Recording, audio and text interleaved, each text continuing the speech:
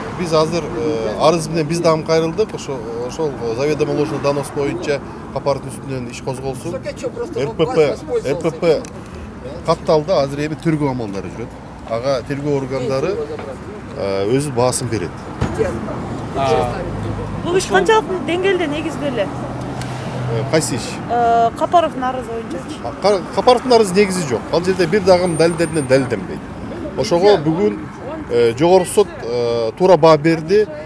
Райондук соттун, облус соттун чечимдерин күчүнө калтырды жана акыркы чекитин койду. Сооронбай Шарипович, Абдулла Капаровдун моралдык чыгым катары өзүнүн ошол 200 канча миң, 200 миңди өзүнө эмес ошол кайсыл бир балдар үйүнөбү ошол жака которууну ооба, ал жерде өзүнө эмес, ал өзгөндөгү үй балдар үйүнө которткон. Ал акчалар Капаровдун ошого сот дагы ошондой чечим чыгарган.